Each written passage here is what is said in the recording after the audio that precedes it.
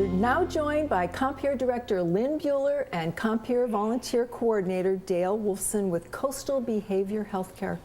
Welcome to the program. Well, thank you for having us. Nice to meet you. So nice. After so long. Thank you. We have mutual friends that we'll talk about here in a moment. Yes, but we let's will. start. What's the history of Compeer, please?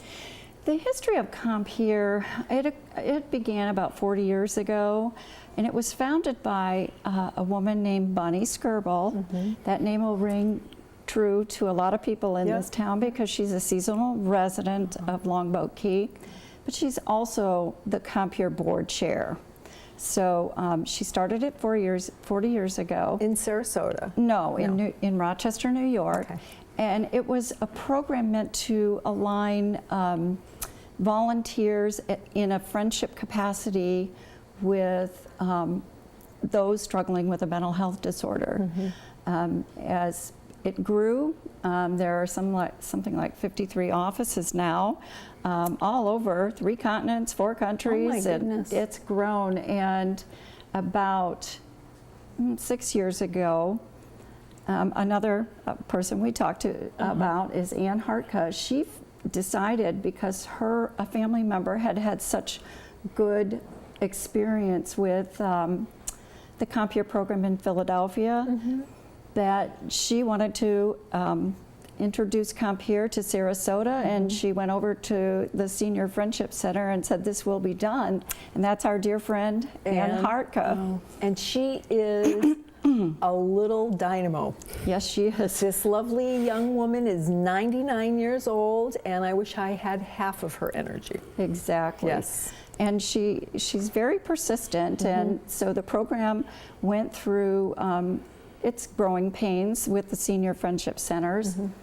And in 2013, it became a program part of Coastal Behavioral Healthcare with very good and valid reasons. Wonderful. Wonderful. Well, thank you. That's you. a very good overview. So Coastal Behavior Healthcare is the umbrella, as we were talking about, Dale, right? Yes. Okay. All right. So being Compeer involved, what is their mission and how does it fit in with the Coastal Behavior Healthcare? Oh, that's, its mission has really been all along to integrate those with mental health disorders in one-on-one friendship matches with volunteers. And the best medicine for those with mental illness is companionship, getting out, activity. And so this was the premise on which we operate, and it's on which all the offices operate. So we match one-on-one volunteers, and it's accredited by the National Registry of Evidence-Based Programs and Practices as best practice in those in mental health recovery. Okay. All right. Thank you. How are we involved now with the Coastal Healthcare?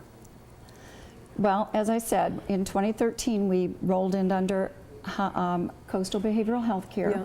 Coastal is the largest provider of mental health services in Sarasota County. They serve something like 4,000 to 6,000 clients a year. All right. So when you think of Compeer, think of working with a volunteer, with an individual with a mental illness in the wellness phase of their Capacity. Yes. Okay.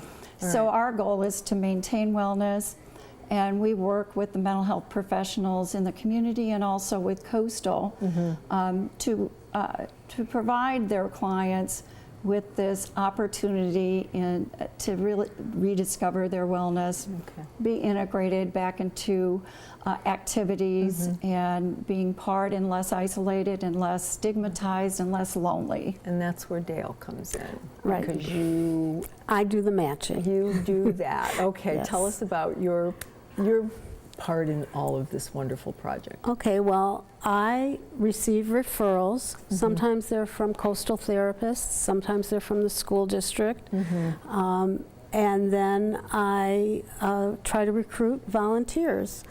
So we don't ask very much of our volunteers. But what do you So- look for in a volunteer? someone who is a good listener is probably the number one thing, because that's what these people are really looking for. Someone who can give another perspective to the individual who they're befriending. And we try to match, you know, those who have similar interests. We try to mesh those. Right. So if somebody likes sewing or singing or something, so that they can talk about something that they have in common. Right, that's what we do. Okay. Yeah. Now, what's the process for becoming a volunteer? They come see you? And Well, yes, they contact me, and I direct them either to our website or send them through email an application, and it's an initial application, and then they come in for an interview, which takes very little time. And after that, of course, they have to be screened. Right. And have their fingerprints taken, and you know, go through the FBI and all of that. Okay. And once that happens, then they come back and see me, and I train them, and that's about a 2-hour process. And then we work on trying to match them with somebody. Can they volunteer for any length of time that they have available, or is there a set amount of time that you request? We ask our volunteers to give us 1 hour a week, which isn't much. Nothing, no. But we do ask them to commit for a year, because the people that they're dealing with, you know, need to have stability. Continuity. Yeah. Right, right. So, you know, and at the end of the year, usually what happens is we reevaluate. Okay, but generally what happens is they continue on.